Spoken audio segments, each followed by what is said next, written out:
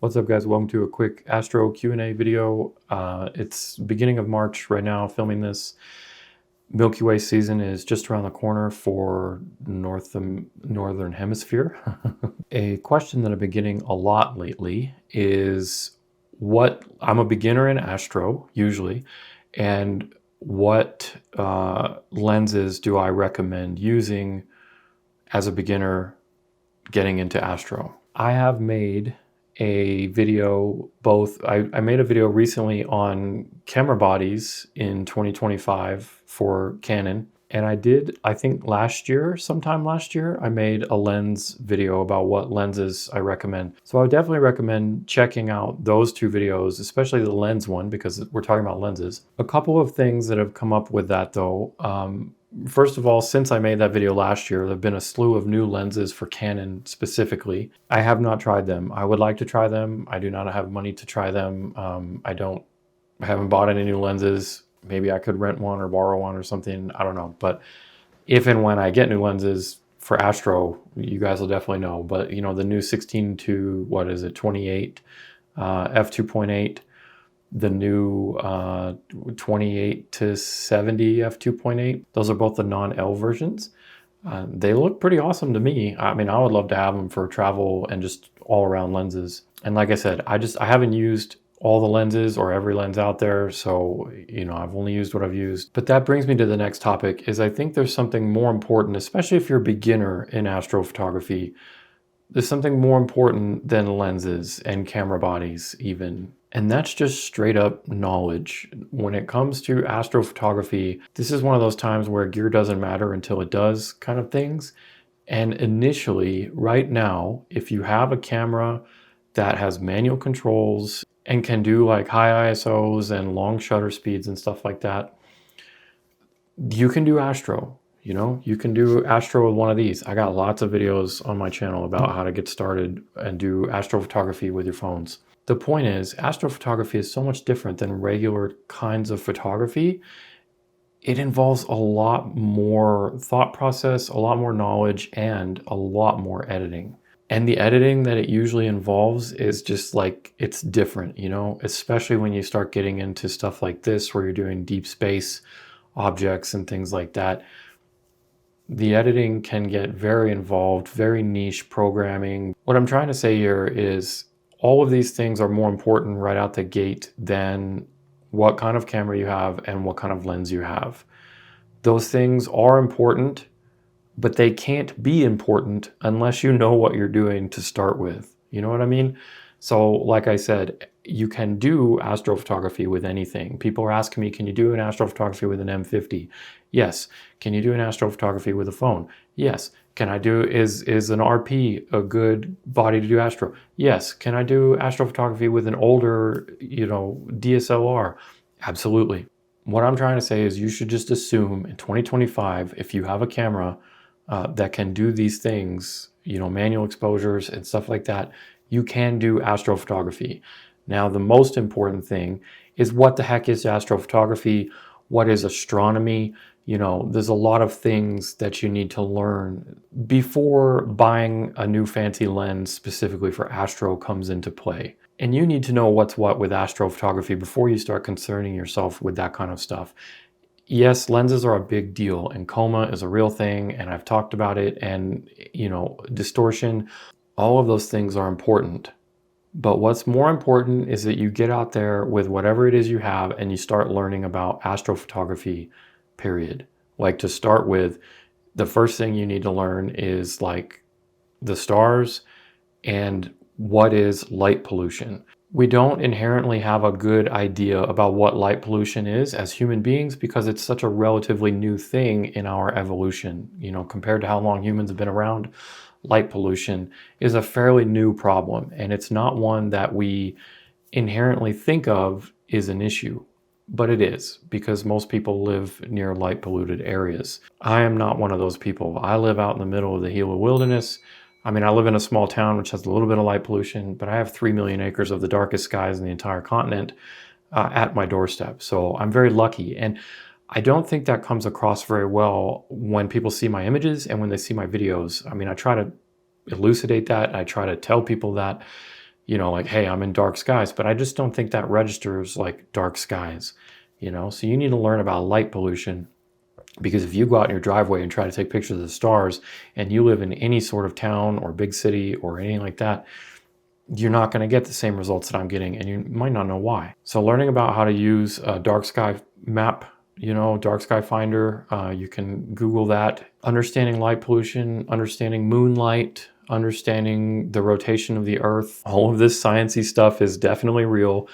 You know, the rotation of the Earth is a big deal for the length of time that you can keep your shutter speed open, and you know, all this kind of thing. All of these things are what you want to know before you even need to consider like, oh gee, I should get a better lens. Because I guarantee you, if you give me any sort of cheap camera that technically can do astrophotography, I guarantee you I'll give you a better image than you can do. And that's not being arrogant or anything, or if it comes across that way, sorry. But you know, I've had well over a decade of experience with astrophotography and photography and editing and all that stuff. That knowledge comes in major handy. So the best thing you can do is get your camera, get your lens, get your tripod, go find some dark skies and moonless nights, or anything less than, definitely less than half moon, less than, you know, quarter moon or less is optimal. And right now we're just only talking about basically like camera, lens, tripod, wide angle, something with a landscape. If you got mountains or lakes or fields or an ocean or trees or, you know, whatever in your foreground, you're gonna have something in your foreground. These are just standard run-of-the-mill wide angle astrophotography / landscape astrophotography images. And I feel that's the easiest to get into. These are all single shots. They're not stacked, they're not tracked. And if you don't know what stacking and tracking is, see what I mean? You got a long way to go. So the best thing you can do is get out there with your camera, with your lens, and find something interesting, find some dark skies, and start trying to take pictures. Start trying to find those optimal settings for your camera. And of course, there's always going to be YouTube videos out there going to help you with astro settings and stuff like that. But here's a quick pro tip about lenses and astrophotography. So there is something called coma. I've gone over it in other videos. You can look it up, but basically it's distortion of the stars. They get stretched in the corners out here like that. Like when they're out there, the stars no longer look like a point. They look like stretchy business. We don't like that in astrophotography. It's yucky. To get away from this, every lens will have some amount of coma. To get away from this, you just stop your lens down. So it's counterintuitive because you're out in the dark. You think, oh, well, I have a 1.8 lens. I should open it up all the way. You probably shouldn't, because most lenses, especially if you're just getting started and you have a cheaper kit lens or something, you're going to want to stop it down by at least a stop or two. Whatever it is your fastest aperture is, stop it down by at least a stop or two. That's going to hurt your ISO and all of that stuff, but I promise you, that's a quick pro tip that will help you. The reason why I don't care as much about ISOs anymore and why I'm telling you lenses come last is because editing. Editing has come a long way. We have amazing technology now, AI denoising. If you have Lightroom or Photoshop, you have access to Adobe's AI denoising, and it's the best thing since sliced bread. It's phenomenal. There's other programs out there that are wonderful, DxO Pure Raw, Topaz, Luminar, all kinds of programs that have AI denoising capabilities now in 2025 and beyond. They're amazing. That's why I don't care about ISOs as much as I used to. Plus, when I'm doing serious stuff, I'm going to stack my things anyways. Stacking is for a different video. The point is, when you're going from something like this, a raw file, to something like this, a full edited file, people think they can just go out and take pictures. And like, even if you're talking about the Milky Way, where I live, if I go out into the mountains that are just like literally a couple miles from my house, I get out of the little town that I'm in, I can see the Milky Way with my naked eye. Even in this town, I can see, because it's just such a small little town, I can still see the Milky Way with my naked eye. That being said, it's pretty faint. It doesn't look like the pictures that you see online, you know? It doesn't look like this. So the point is, everything you're seeing, it comes down to editing. Learning how to edit, once you get those files and once you figure out, you know, best configurations, best setups for your own gear, learning how to edit that is the next most important thing. And that's the thing that especially beginners are scared of, And especially with Astro, because it's just so much different. You know, with a lot of things, you get a nice landscape or whatever, you can hit auto edit or something, you know, and all of these programs will do a good job at cleaning things up and making it look pretty with adjusting colors and saturation and all that kind of thing, dropping highlights, boosting shadows, these things. But Astro, you just can't really do that with. You know, there's not really anything you can just hit auto edit and just let the computer do it for you. So learning about things like adjustment layers and curves and levels and stretching and, you know, all of these editing specific things, that's what's going to get the most out of your images. And that's what's going to take your images from whatever setup you have to okay to, like, you know, multiple steps better than that. And then, in my humble opinion, once you've learned those kind of things and learned the basics and learned some constellations and learned about dark skies and learned about the MPF rule and that kind of thing and how the 500 rule is no longer any good, and if you don't know what that stuff is, again, see what I mean? This stuff is like really important basics, you know? So a quick pro tip on that, if you have an app called PhotoPills on here, I don't know if it's free. I think it actually costs money. I've had it forever. But this is PhotoPills, and it actually has a bunch of stuff that's really handy for learning astrophotography. The thing that I care about the most, and pretty much the only thing I use, the night AR is kind of cool if you want to see like where the Milky Way's at or where Orion's at or, you know, whatever. But we come down here to spot stars. This will tell you, you can put in your camera, you can put in your focal length and your aperture, all of that stuff. You can even put in your declination if you want. And so this was like one of the last things that I did. I had my R6 II, I had a 35mm, I had it stopped down to f4. The MPF rule is telling me I could get away with a maximum of 8.5 seconds before I start getting the rotation of the Earth starts giving me star trails.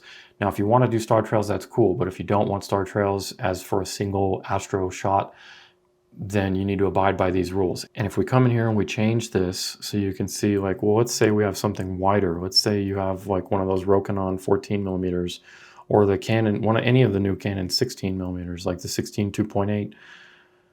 So we'd come in here and change that to f2.8. I'm going the wrong way.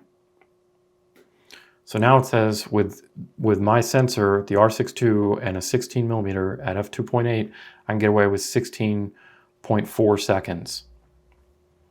If I change this to f4, check this out. Boom, 18.91 seconds. That's awesome optical physics right there. I'm not going to go into that right now, but the point is I just wanted to show you a couple things like that so you can be aware of to help you. This isn't meant to be an all-inclusive guide for how to do astrophotography.